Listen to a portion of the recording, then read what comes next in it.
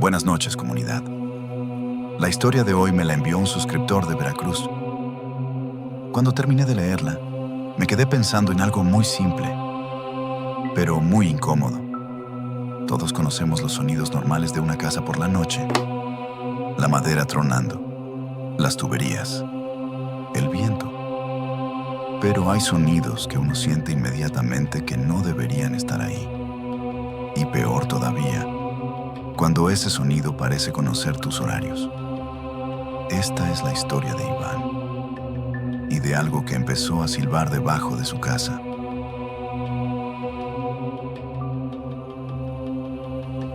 Vivíamos en una casa vieja cerca de Coatepec, en una zona donde todavía hay muchos terrenos húmedos y calles de piedra.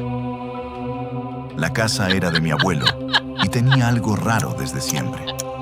Estaba construida sobre una especie de desnivel.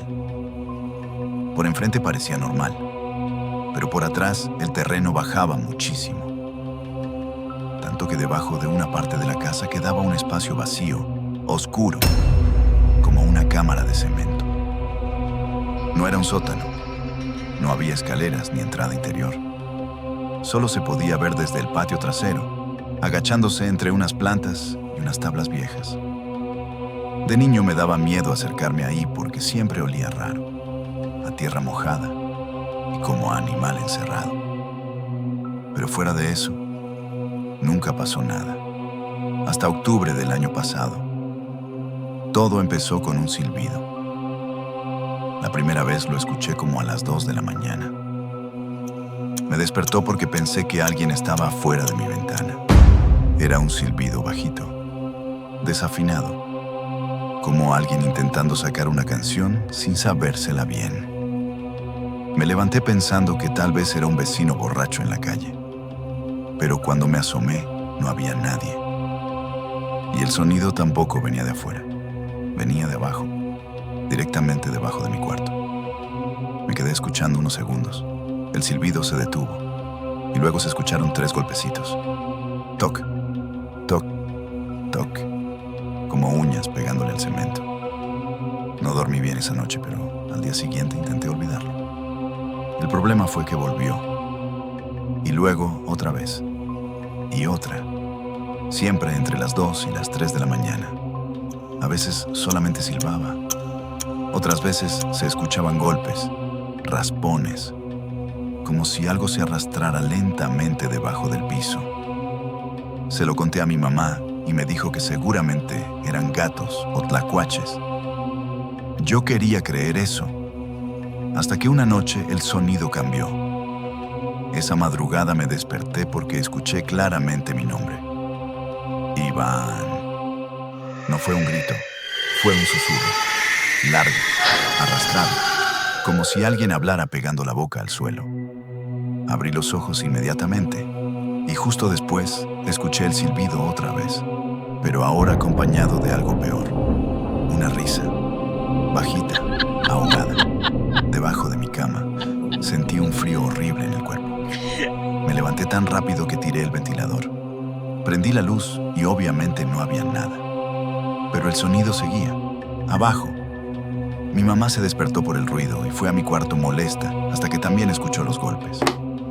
Nos quedamos callados, los dos escuchándolos.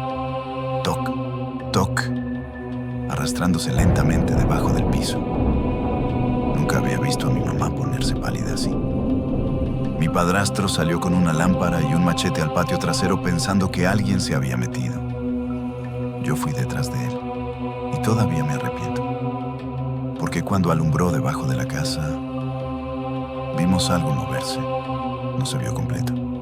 Solo una parte, como una cabeza escondiéndose rápido detrás de una de las columnas. Pero no parecía un animal. Se alcanzó a ver piel muy blanca. Mi padrastro gritó, ¿quién anda ahí? Y el silbido se detuvo inmediatamente. Todo quedó en silencio. Un silencio tan fuerte que hasta los grillos dejaron de escucharse. Entonces algo salió corriendo debajo de la casa. Rapidísimo.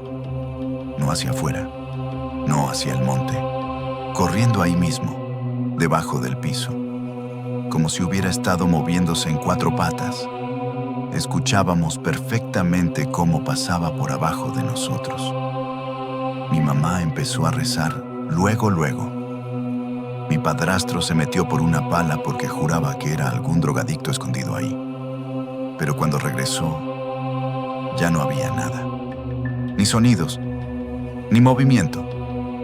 Nada. Lo peor vino al día siguiente, porque decidimos revisar ese espacio de día. Movimos las tablas y entramos con lámparas. El lugar estaba lleno de humedad, telarañas y tierra. Pero había algo más. En una de las columnas del fondo había marcas, rayas largas, como hechas con uñas, y arriba de ellas alguien había escrito algo, o más bien, arañado algo. Mi nombre, Iván. Todavía se alcanzaban a distinguir las letras en el cemento húmedo. Mi mamá empezó a llorar, y desde entonces ya no duermo en ese cuarto. Lo más extraño es que el silbido no se volvió a escuchar desde que taparon completamente el espacio debajo de la casa con ladrillo. Pero a veces, cuando llueve muy fuerte en la madrugada, se escucha algo, no debajo de la casa. Ahora viene del patio, como si alguien caminara despacito alrededor, buscando por dónde volver a entrar. Hay algo particularmente perturbador en las historias, donde aquello desconocido no aparece en el bosque, ni en un cementerio, sino literalmente debajo de donde dormimos. Porque una casa debería sentirse segura. Debería ser el lugar donde uno descansa.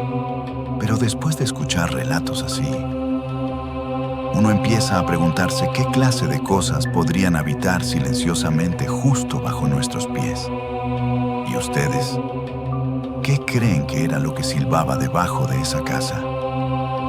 Porque sinceramente, hay sonidos que no parecen hechos por animales, y mucho menos voces que saben tu nombre.